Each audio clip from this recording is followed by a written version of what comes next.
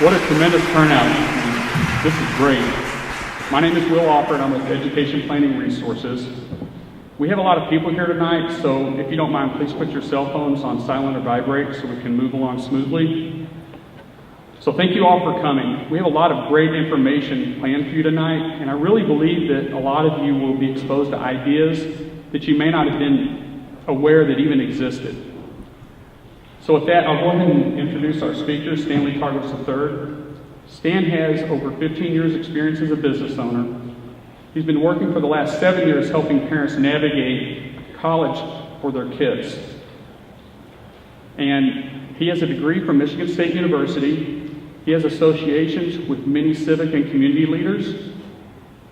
About several years ago, Stan and I started Education Planning Resources because we realized that parents were not getting the information that we really wanted to get out to everyone. And because of that, we're very passionate about getting this out to as many parents as we can.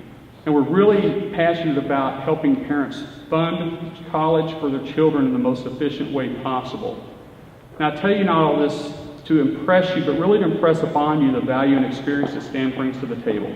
So without taking any more of this time, please help me welcome Mr. Stan Targos. Thank you very much, Will. Can everyone hear okay? Excellent. As Will said, we're going to give you some good information today. We're going to cover 3 areas of interest tonight. The first thing we're going to talk about is the economy.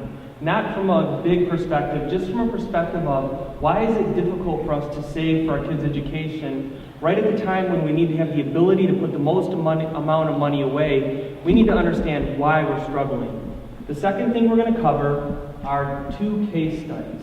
Case studies are live examples of exactly how FAFSA works and the impact it has on your ability to get money from the universities. The third thing we're going to cover, and we're going to end out the presentation, is with the rules and regulations or the game plan on how the colleges determine how much you have to pay and how they make money available to you and your family. So we're going to go through this sort of quick. It's a lot of information. Because of the number of people, if you have questions, feel free to jot them down on the back of your paper. At the very end, we will have time for questions and answers.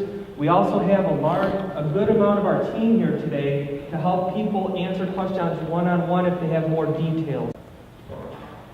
So the first thing we're going to talk about today as it relates to the economy are transfers. When we talk about transfers, we're talking about money that comes into your economy and then leaves your economy. We're not talking about money transferring from your checking account to your savings account, but from your bank account to someone else's bank account. And if we were to start with a common phrase, the truth is it's difficult to start with the right premise, start with the right solution when you start out with the wrong premise. And if this money represents your wealth, obviously everyone wants their wealth to grow. And traditional planning, as it relates to college savings, would have you invest in stock market. Some people think they're going to pull from their 401k to pay for college. How many people thought they would have equity in their home to pay for college? Bank savings, and more importantly, college savings plans like 529s, METs, MESPs, Coverdales, UGMAs, UPMAs, Virginia, Ohio plans, the list goes on and on. The problem with all of these plans, the biggest problem is there's possible market losses that are attached to these plans.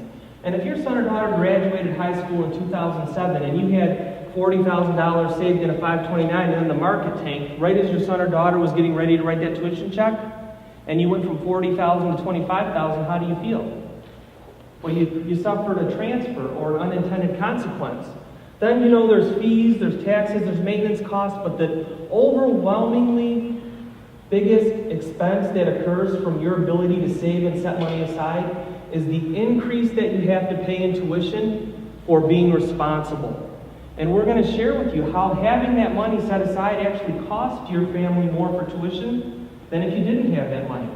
Now, I'm not telling everyone to leave and go to the casino and put it all on red, because we still have to have some money set aside to pay for these things, but there's more efficient ways to set money aside and pay for it than the traditional thought process.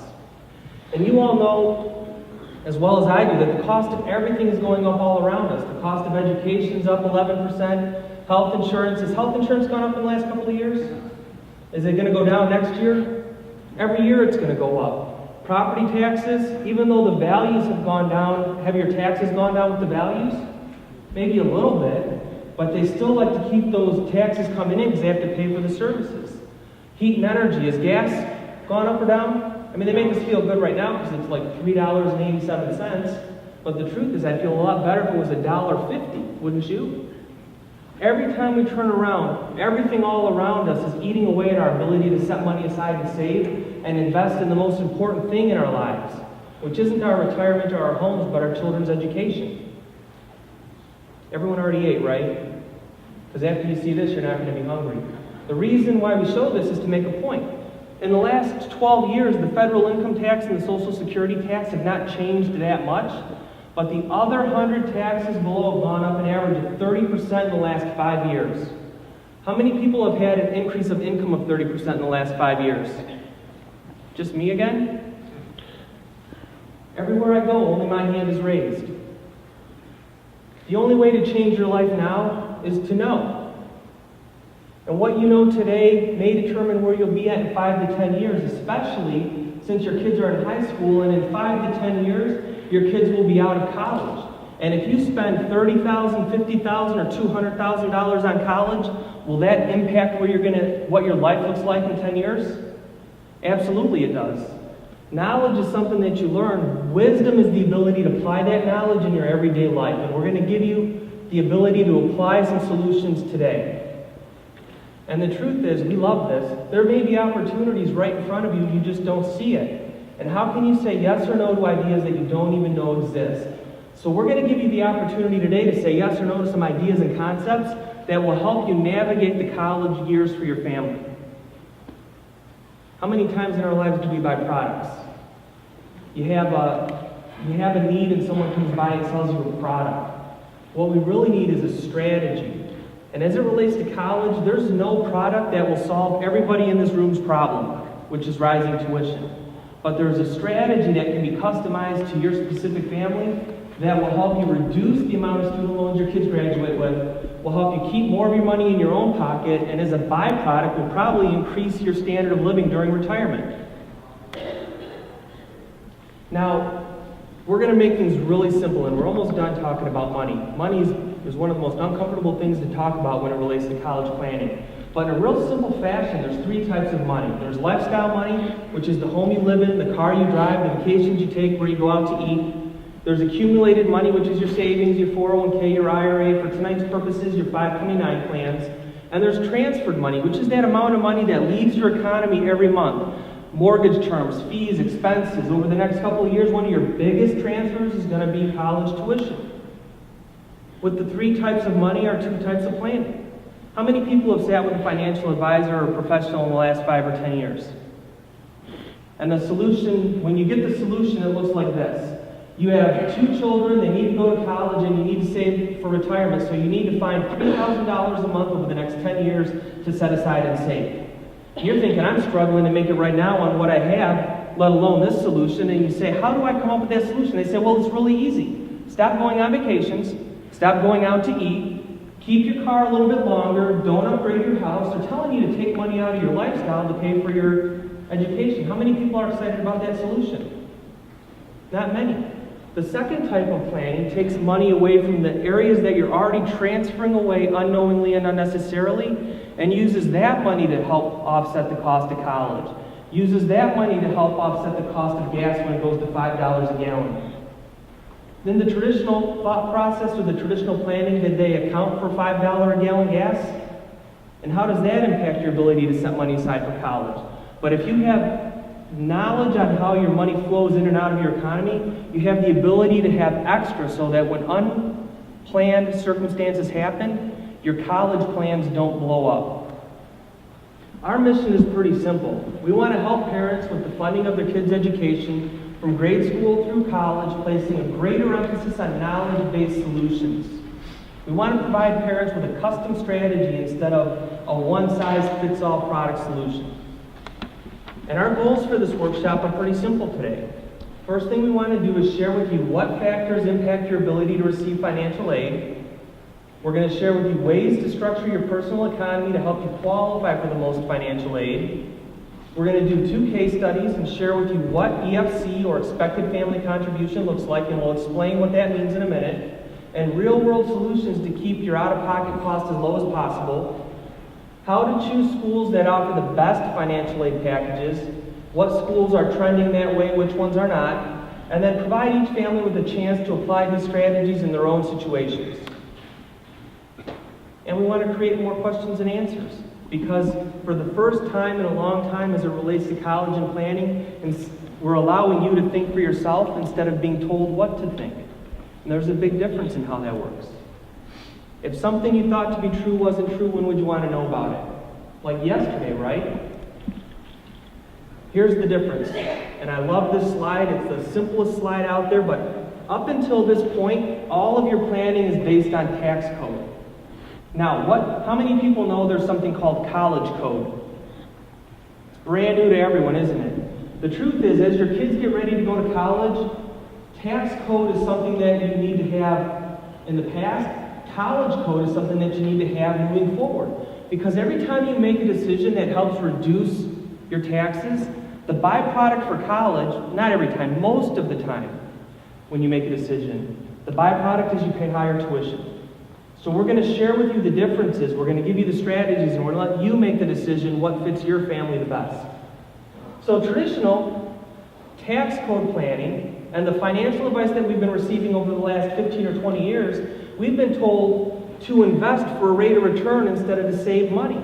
No one talks about how much money you'll have when you need it. They just talk about the rate of return that you need to get there. Not when you're ready to use it, is it all there? Or is 70% of it there? We've been told to overfund our 401k to save taxes now, which is great tax planning, but when you're going to college, did you know that there's a penalty for every dollar you put in your 401k? And depending on how much money you make, it might be higher than the taxes you pay for having income. Are there any CPAs in the room tonight? All right, so we can be as honest as we need. I'm kidding. We're going to be honest anyways. We've been taught to buy term and invest the rest. Taught that your home is your largest investment. How many people have heard this growing up? Maybe your parents told you, listen, your home's going to be your largest investment. How many people have more than one child? If your kids go to a place for education, for college that costs $150,000 or $200,000 each, and you have 2 or 3 kids, is your home now your largest investment? That might have been it's funny, but it's not. That might have been the case when college was $8,000, $10,000, $12,000 a year.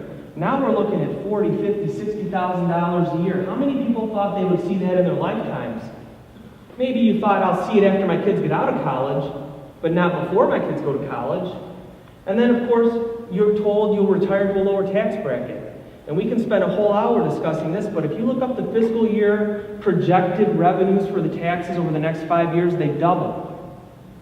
How are they going to double the revenue that they're going to take in by lowering our tax bracket? It's just not possible. In 2010, if you set money aside hoping to invest it and get an earning for college savings, what was the average of the Dow in the last 10, 12 years? About 2%? Very few people have actually been able to outpace that, but the average has been 2. How many people still have equity in their home?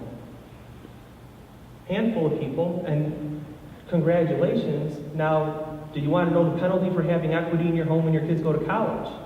Just when you thought you got through the storm, here comes college. It's another tsunami. Wages are stagnant if you're able to keep your job. Job security is uncertain.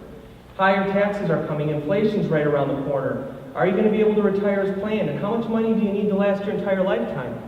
These are all very good questions, but college has a very key part in all of this.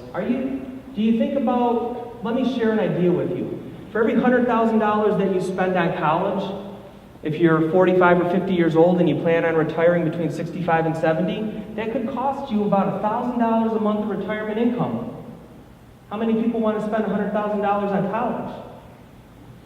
Maybe if your kid's guaranteed to give you $1,000 a month when you retire, it's a fair trade-off. But very few people have that contract in place.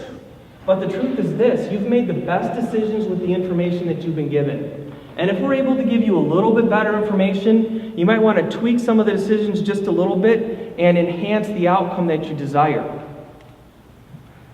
Many families do know that the time is fast approaching to pay for college, and some families are better prepared than others. Traditional ways to pay for college, the recommendations have been this. Build up your long-term savings and hope that college costs don't outpace them.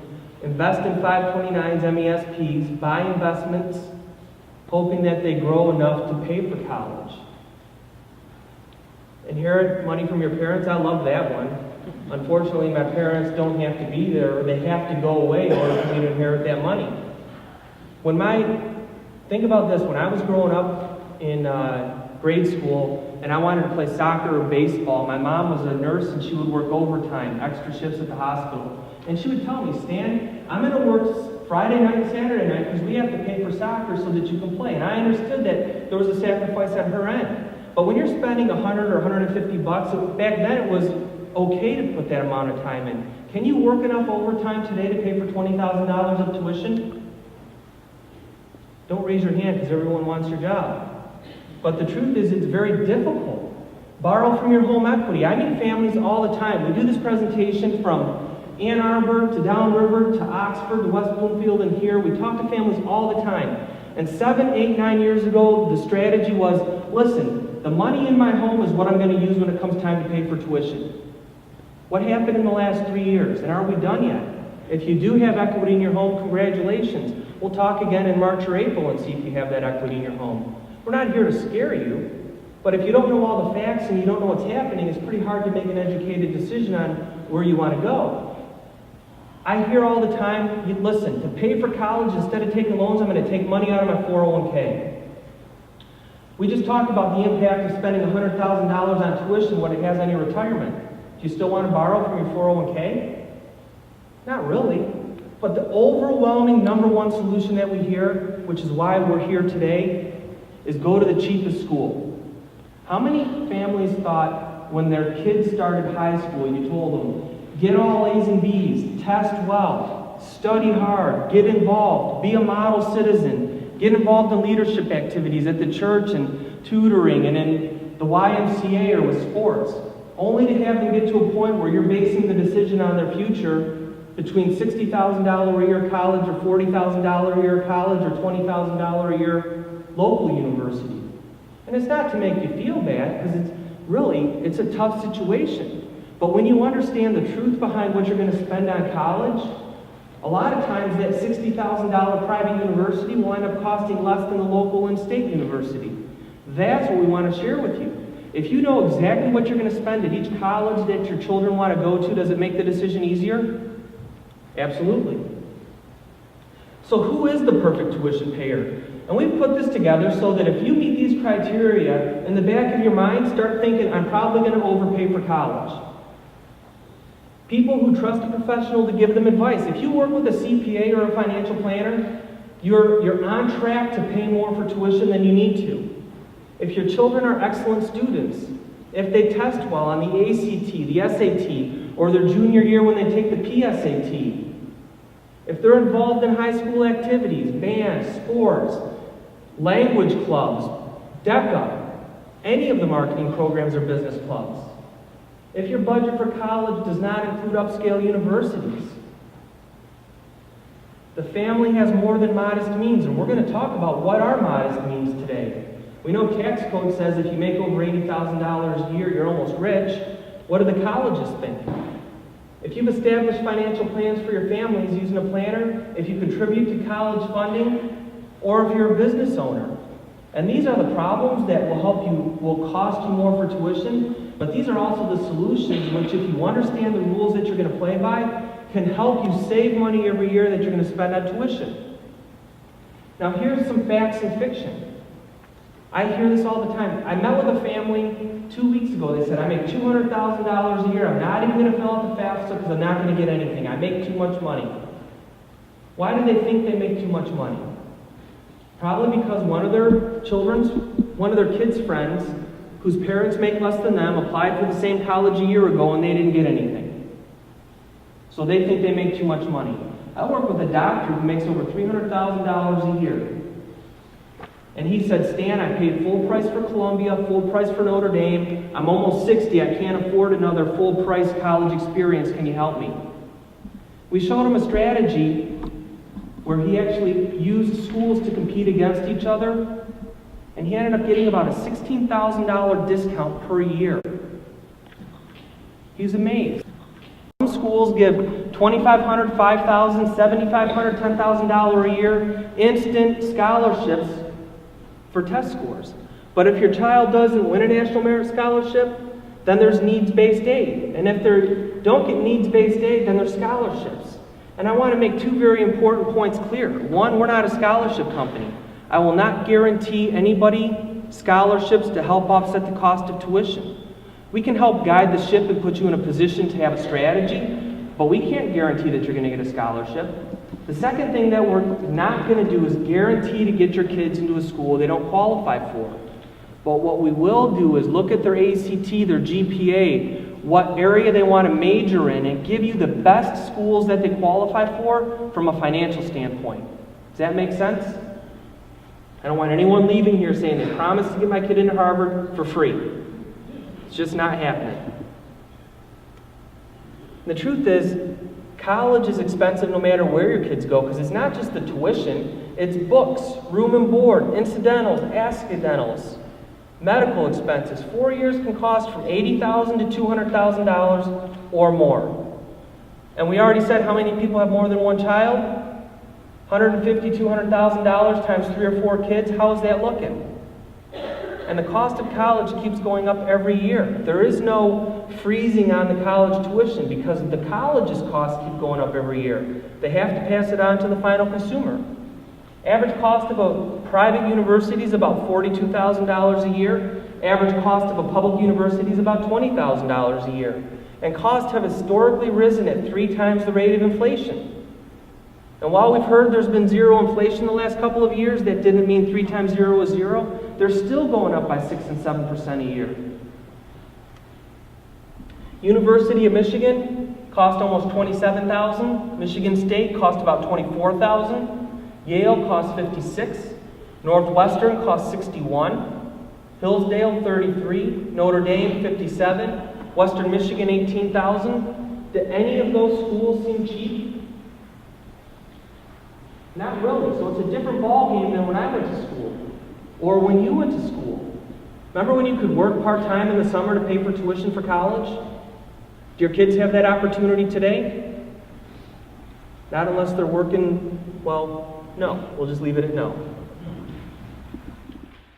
Between wardrobe, fees, medical insurance, pizza money, does it cost any money to go visit your kids or have them come home on Thanksgiving? Cell phones, clothes.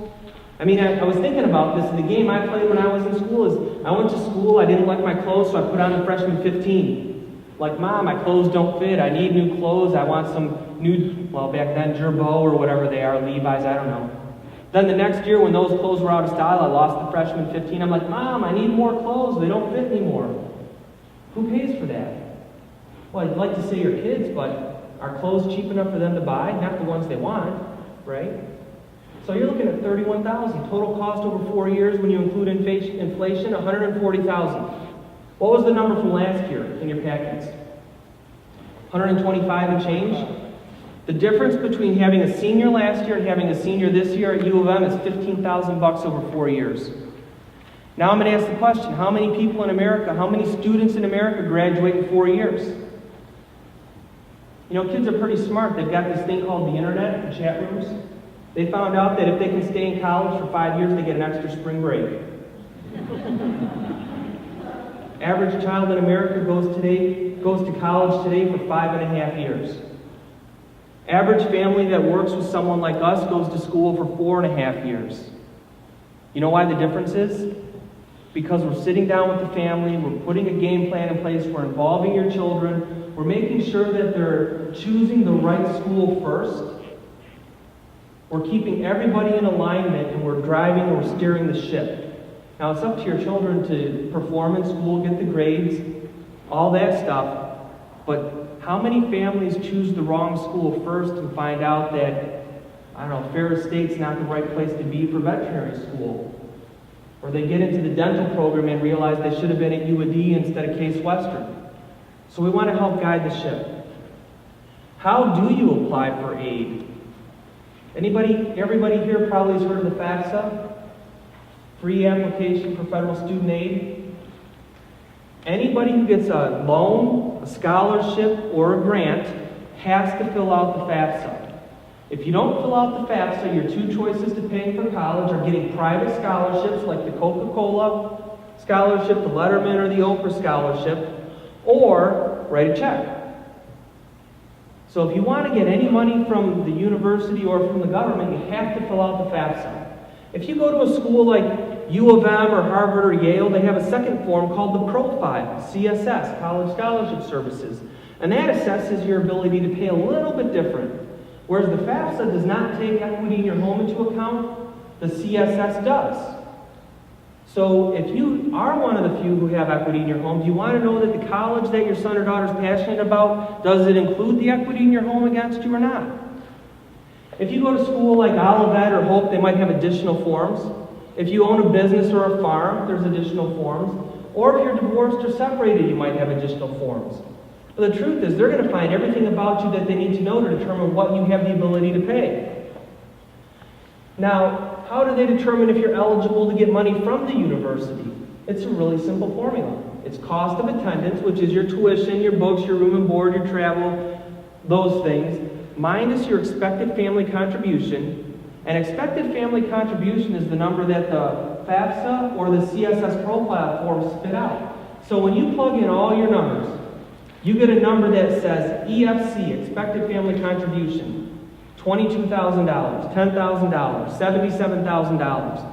That's the number that you have to pay regardless of where your kids go to school. So if your EFC is $70,000 and your child goes to U of M, which costs $26, you have the ability to pay $77, you have zero remaining need. Now, if your EFC is $10,000 and it costs $26 minus 10 is 16. You have the ability to get $16,000 from the university in needs-based aid. Sort of understand how it works? So our goal is to show you how to obtain the maximum financial aid package allowable. Now, our government did a great thing 2 years ago. About a year after they passed Obamacare, someone read it and found out that FAFSA was a part of it. That was a joke. They did a great thing by simplifying it, which means it's a lot easier for you to apply to get money from the government. But in true any government workers here? Not bashing the government, but I just want to make a point. In true government fashion, they have 133 questions with 71 pages of instructions. So while it's an easy form to understand, it's not simple to fill out. And at least 40% of FAFSAs contain errors. And those are the errors that they catch. The true number is closer to 70% of people that file a FAFSA have an error in it. For example, we worked with a family and he had net assets. When you think of net assets, what do you think? My 401k, my money market, my E-Trade account, my Schwab account, whatever. He put it all together, $500,000. Well, we reviewed it and I said, that's way out of line. You don't have that kind of money for FAFSA. He goes, sure I do. I got $400,000 in my 401k, $20,000 here, $80,000 there. I said, no, your 401k doesn't count. Listing your 401k and that number cost you $24,000 of aid from the university. So understanding what goes where and how to play the game makes a difference. CSS is an application used by many elite schools, such as U of M, Harvard, Northwestern, a lot of the private schools. It's got over 275 questions, getting into as much detail as what kind of cars do you drive. So they want to know everything. And it's up to them to decide because you're applying to get into their school. So how do you leverage FAFSA to your advantage? First thing is we discussed some of this, I'm going to breeze through it. But it provides colleges with your ability to pay. It allows you to qualify for some types of loans, like Stafford loans, Perkins loans, or Parent Plus loans. So you automatically qualify for those loans just for filling out for FAFSA. Some of them you qualify for based on your income, but they will make money available to you for anything that you need to pay for college. We talked about the government taking over the process. You have to fill it out to receive aid, and it is an in-depth probe into your financial situation. And FAFSA calculates expected family contributions. So the whole point of FAFSA is to determine what your baseline out-of-pocket cost is if you go to Oakland Community College, Schoolcraft, or Harvard. So, what impacts your ability to receive financial aid? The age of the parents. So a lot of people say, listen, when you go to college, just fill out the forms, you do it. But the family's impacted, or the family's ability to pay has an impact on your son or daughter's ability to get money. The reason why the age of the parents are important is because your age determines how much money you're allowed to have saved for an emergency fund. So if you're 50 years old, you're allowed to have about $50,000 that's not qualified. If you have more than $50,000 and you're 50 years old, you'll pay a penalty. Now, if you're applying for a school that uses the CSS, they include home equity in that calculation. So if your house is paid for and it's worth $200,000 and you're 50 years old, you're already $150,000 over limit. And we haven't even got to the savings, checking, money market, E-Trade, etc. Understanding how this works? Size of the family. If there's 2 parents and 1 child, you have a different EFC than if there's 7 people in the family. If the income comes in as a 1099 employee, independent contractor, as a business owner, or as a W-2 employee, each of those have different rules that determine how much you have to pay. And we want to share with you, based on where your income comes in, what your opportunities are. How many people have heard that the size of your retirement doesn't count against you for FAFSA? Well, the truth is, about 99% of the schools don't count the value of your retirement, but all of the forms count the annual contributions into your retirement. So if you're putting 10 grand a year away into your 401k, you might save $1,500 or $2,000 in taxes, but if you make $120,000, you might pay an extra $4,000 in tuition. Would you rather save 2 grand in taxes or pay $4,000 in tuition? That's why we say IRS codes and college codes. We have to share with you exactly what's going on, so as you're getting ready to make a decision, how do you save for your retirement while your kids are going to college? It's different than when your kids are out of college. Different rules. Home equity, how many people have heard of this urban legend called home equity? It used to be tremendous. We've almost on the way back up again. Maybe we got another dip, no one knows. If we could predict the future, we'd be millionaires. But the truth is, we don't have the same equity in our home that we used to, and our houses are not rising at 6, 7, 8% a year like during the 90s and early 2000s. Non-qualified accounts, so anything that's not a retirement account, so if it's qualified for tax deduction going in, it's a qualified account. If it didn't qualify for tax deduction and it's after-tax money, that's a non-qualified account. So your savings, your checking, your money market, your stock accounts, all those things are non-qualified. The amount of money that you have determines how much money you get from the universities based on your age. How many people want their kids to work or have kids that do work? There's a limit on how much money your children are allowed to make before they're penalized. When I was in school, I went to a place that moved right up the road in Novi, Catholic Central. One of the reasons I went there was because every Friday after February you got off. So it was a tremendous incentive to want to go there. But my dad owned a company, and he said, listen, if you're not going to school, you're going to work. So I worked every Friday, every Saturday. In the summer, I worked 6 days a week. I worked overtime. I made like $12,000. My dad said, now listen, just because you're making this kind of money doesn't mean you're going to go down to 7-Eleven and play Mortal Kombat with your friends for 10 hours a day. We're going to save this money. My dad owned the company. I worked for him. I made $12,000. Back then, you were allowed to make $3,000. That $9,000 extra cost me $4,500 in financial aid. 50 cents on the dollar for everything above what I was allowed to make. The second way my dad penalized me, and I remind him of this regularly, is he said, you're going to save that money. He made me, I had $5,000. Having $5,000 in my savings account cost me $1,000 of aid. I should have bought the jet ski. Then the number of kids in college. Here's the saving grace. If you have more than one child, the traditional thought process is I'll have my kids 4 years apart so I don't have to pay for 2 years of college in the same year. The problem with that is you don't get to take advantage of the multiple child discount. Even if your kids go to different schools, University of Texas and Oakland Community College. If you have 2 kids and your EFC is $20,000, it's $10,000 per child, not $20,000 per child. So you actually receive a discount if you have more than one child. So I know someone's thinking, my kid's a senior, going to be a freshman next year, is it too late to adopt other seniors? Now let's get into a case study. This one's a little complicated. I'm going to breeze through some of it because I don't want to bore you with the details. What I'm truly going to share with you here is that there's opportunities. This is someone we actually worked with and did some work for in the last 2 years. His name is Steve. He's 55. He's a business owner. He's married with 2 kids. They're 15 and 17. He has income of $250,000. He has a mortgage of $150,000 and a house worth $350,000. He's paying $1,800 a month plus $400 extra because he wants to get that balance down as low as possible. He has $400,000 in retirement savings. He owes on his taxes because he's the business owner. He writes quarterlies. You know how that works.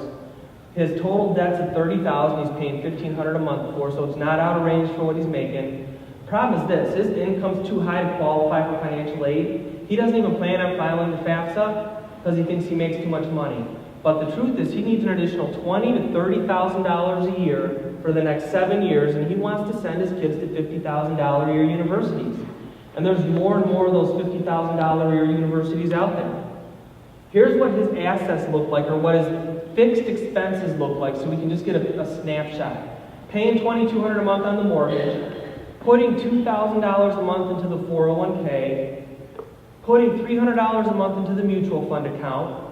He's got savings of $40,000 he's not adding to. He owes his taxes. He has credit card debt of $18,000 he's paying $1,150 for. He has card debt of $12,000 he's paying $400 a month for. His total monthly outlay is over $6,000. So it's not out of range for what he's making. Well, let's see what we can do. Every area that's bold with an asterisk has a direct impact on his ability to get money from the universities. That's why for the college code, or for the college years, we're focusing on those areas first.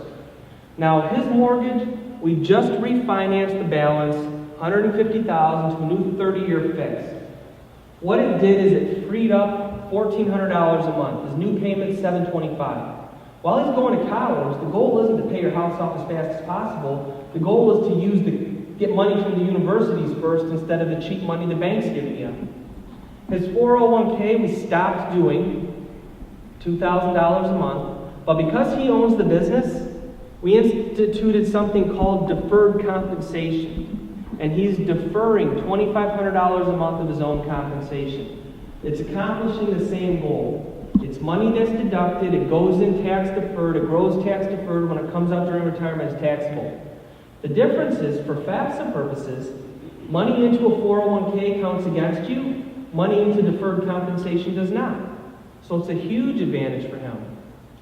Mutual funds, he's got more than enough money based on his age and non-qualified accounts. There's no sense in compounding the problem, so we're not putting him to $300 a month anymore. Bank savings, we reduced to $22,000 and we paid off the credit card. $18,000, put $1,200 a month back in, and we created a health savings account. How many families here have the ability to do a health savings account? Now, I just learned today that they reduced the limits from $6,300 to $2,500 a year. That's pretty junky as far as I'm concerned, especially for college. Every dollar you put in a health savings account is a dollar for dollar reduction in your adjusted gross income. And when we did this for him, you could do $6,000 a year, which means it still goes in tax deferred. If you don't use it for medical, it turns into some sort of retirement account for you down the line, but it's a dollar for dollar reduction in your adjusted gross income. His total monthly outlay went from $5,700 in this scenario to $1,975, putting $23,000 a year back in his pocket, internal savings. That's money that he was transferring away unknowingly and unnecessarily, that now he can put back in his pocket to help offset the cost of college. And over the next 7 years, what does he want to invest in? His kids. So his goal, his income was too high to qualify. He was $20,000 to $30,000 a year for the next 7 years. The apparent result is we freed up $23,000 a year. He's $6,300 short of his end goal. So we haven't even talked about what FAFSA is going to do for him. The additional strategies, if we wanted to go a layer deeper, and I'm going to breeze through these, we could take $250,000 out of the mutual funds and protect them. That would reduce his expected family contribution by about $14,000. His oldest son had $20,000 in account savings. We can reposition him or retitle him, take him out of the equation, and reduce it by another $4,000. Stopping the 401k and implementing the deferred comp reduced his tuition costs by $14,000 a year. Contributing to the HSA at $6,000 a year saved him $1,900 in tuition. His original expected family contribution at $250,000 a year of income was $86,000, which means no matter where his kids went, he's going to pay full price. We got it down to $61,000. Now the truth, and this is what we talked about, is still not enough the first 2 years to help with financial aid, but with 2 kids in school, he's going to qualify for $20,000 a year in additional aid. Now, there's some other things here I'm really just going to touch on briefly. He can use his business to further reduce his adjusted gross income, legally, morally, and ethically. We don't even want to tread close to any gray areas. No one wants to get audited, and we're not encouraging that, but you have opportunities inside your family if you own a business to use some of these strategies. Come and talk to us afterwards. He can increase his deferred comp to $60,000 a year instead of $30,000. Based on his age and the formula that they give, he's allowed to do that. And if his kids attend a school that utilizes a CSS form, like U of M, Harvard, or Northwestern, we can take an additional $150,000 out of his home, which saves him about $8,500 more in financial aid. And when you run the numbers between what the mortgage cost and what you save on financial aid, the strategy works about 90% of the time. Original cost of college, $50,000 or $400,000 over 6 years for his 2 kids. The new cost of college is $30,000 or $322,000 over 6 years. 2 kids over 6 years will cost him an additional $77,000 if he makes no changes. Plus, he could increase his spendable internal savings by $140,000. The total cost of doing nothing for Steve is $219,000. Over the next 7 years, is it better for him to be in control of that money or for the universities to be in control of that money?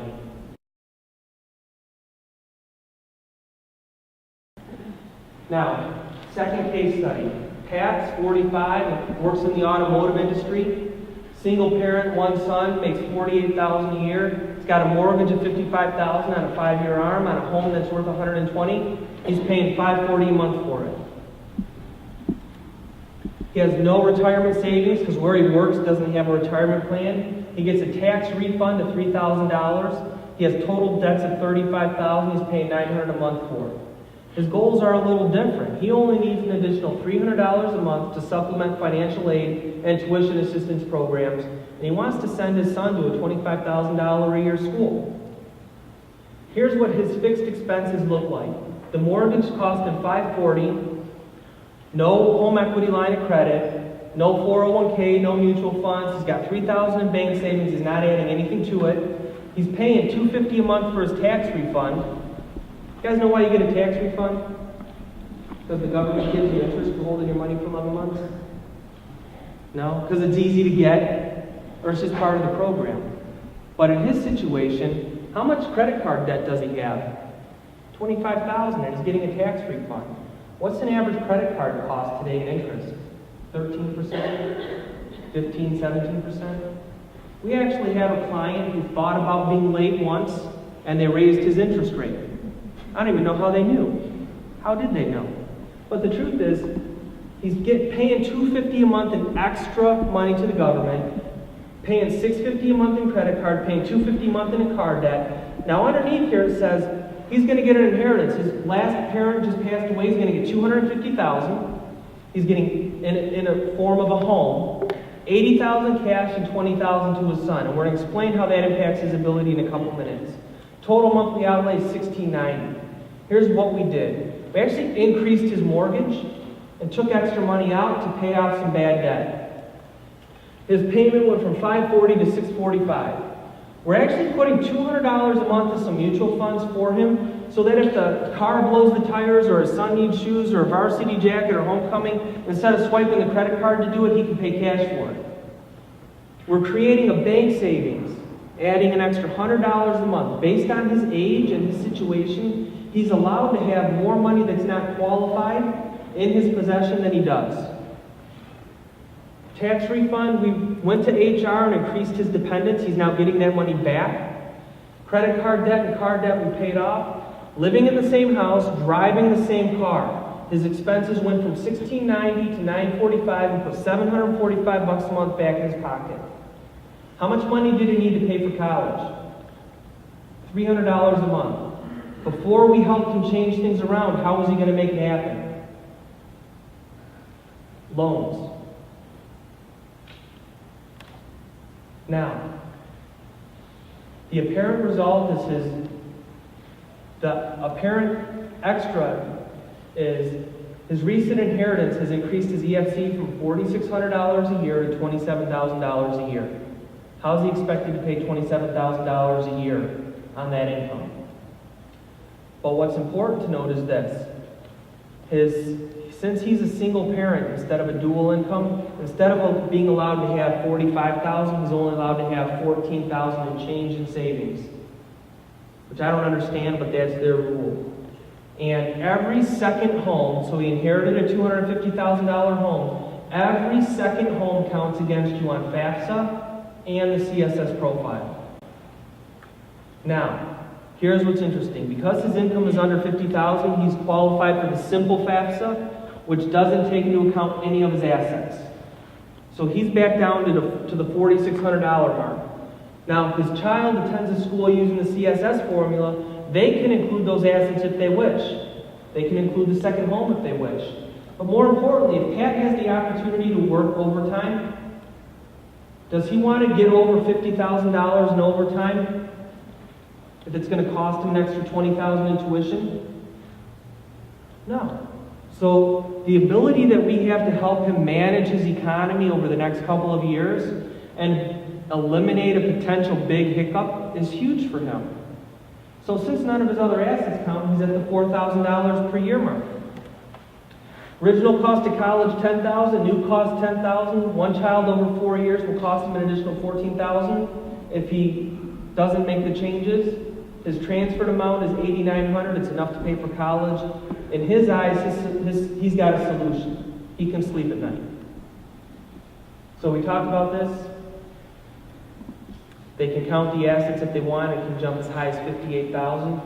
But here's what's interesting. Everybody that we work with has a mortgage person, has a CPA, an estate planning attorney, a life insurance person, a financial planner, home and auto insurance person, a banker, and a college planner. The truth is you have 8 different people functioning in your life that each have an agenda, and right now it's not you. What we want to do is come in and play quarterback, so while your children are going to college, you have someone who speaks CPA, so when your CPA says, why did you reduce what you're putting in your 401k? We can actually go back and say, here's the math. The tax savings, $1,500. The tuition expense is $4,000. Should I save $1,500 or should I save $4,000? When someone needs their financial planner to get involved, we can explain, here's the impact that overfunding your 401k has on your retirement, and here's what it looks like when we take that money out. Here's how it has an impact for college tuition. So you have someone who can put your agenda first, can help you move in the right direction that you need to move to get your kids through school with the least amount of student loans. So 10 common FAFSA mistakes. I'm going to buzz through these. Incorrect birthday, social security numbers. This one I think is important. Tax information, reporting tax due instead of total income, line 55. Not putting your legal name, listing 529s as a child's asset instead of your asset. The penalty difference is from 6% to 20%. That's a big mistake. They might have just changed it, but if you didn't put a 0 in something that you didn't have, they thought you missed it and they kicked it back. Skipping questions about education level of parents. If you haven't gone to college and your child is a first-generation college student, there's money available to your family. And then not confirming your PIN numbers. Get your PIN numbers early. If your son or daughter is a senior right now, go online and get your PIN number. And then save it in a spot where you don't lose it. And get one for yourself and one for your spouse. Keep those numbers handy. Now, we talked about getting money from the universities being a 2-step process. We just shared several examples on how to reduce your expected family contribution, how to lower what your baseline out-of-pocket cost is. The second part of the equation is help you to find the schools which will provide you with the most free money. So if someone makes $75,000 and they have $120,000 of assets that count, 4 people in the family and 1 in school, their EFC is $20,000. How are they going to spend $20,000 a year on $75,000 a year income? What that really means is while junior's off at college in a 5-star cafeteria eating 2 square meals a day, the rest of the family's eating ramen noodles and splitting a Happy Meal on Friday. It's not right. It's complete opposite of what it should be. But if we go ahead and we show this family how to shift $70,000 of assets From the assessed column to the transparent column, they still own them, they still control them, they can still invest them, they can still use them, they just don't count against you. It reduced their EFC by almost $10,000 a year. That's a $40,000 savings over a 4-year college experience. Second part of this is the packaging. Every university has a different financial formula. What we want to share with you is what's the financial formula for the schools your kids are interested in going to. And if you say my son's interested in molecular bioengineering, chemical something or other, what's the best school? I don't know. That's your job. That's your kid's job. Tell me the best school. My job is to tell you which one has the best financial formula that has the best opportunity to give your family the maximum amount of money. Now, on the surface, Notre Dame costs $57,000, Eastern Michigan costs $20,000. If your EFC is $5,000, you're required to spend $5,000 at either school. Now, at Notre Dame, you need $52,000 more, but Notre Dame meets 100% of the need, which means you pay $5,000, you need $52,000, they give you $52,000. Now, it's broken down between loans, work study, and grants, and Notre Dame gives about 90% grants, free money. Eastern Michigan, a great school, costs $20,000, your EFC is $5,000, you still need $15,000, but they only need 62% of the need, about $9,500. So you're still $5,800 short of what you need to pay for school. At Eastern Michigan, costs $20,000, the school gives you $95,000. You have your expected family contribution of $5,000 plus unmet need of $5,800, so that's $10,800. But the school only provides about 50% gifting from the unmet needs. So you have another $4,500 in loans and work study. Your total out-of-pocket cost at Eastern Michigan is about $15,000. Would you rather spend $10,000 at Notre Dame or $15,000 at Eastern Michigan? Of course, your child has to qualify for both, but there's a lot of schools that have the same financial formula as Notre Dame that don't have that prestigious academic level to get in. And we want to share with you what those schools look like so that you can send your children to the best schools that they qualify for. The best schools that they qualify for. So in summary, with the help of our team, the college time frame is going to be mapped out for you so you can sleep at night. How many people are nervous if they're the first one through the minefield? Everyone's hand should be up right now. If you're the 100th person through the minefield, you're probably skipping, singing zippity-doo-dah, closing your eyes, doing cartwheels because you know the track. You know where it's safe to walk. That's what we provide. We've been through this experience over 100 times. So we know the difference between U of M Ann Arbor, U of M Dearborn, Case Western Reserve, Indiana Wesleyan, Hope, Adrian, Albion, Michigan State, Central Michigan. We know what they're trending. We know how much money they're going to give you, and we can help you provide a solution that keeps you in control of your money as your kids go through college. College years can be the most rewarding and most financially draining time of your career, and your child's going to be able to contact more colleges, not just the ones that are cheaper. And if you think working with a professional is expensive, wait until you get the tuition bill for doing nothing. So again, I hope we covered some of the goals that we wanted to achieve in this event. I hope we covered the case studies and gave you enough information so that you can start thinking about things a little bit differently. We wanted to create more questions and answers, and I hope we have. The time to apply the top knowledge is now. Thank you very much for attending. Have a great night. Go Tigers.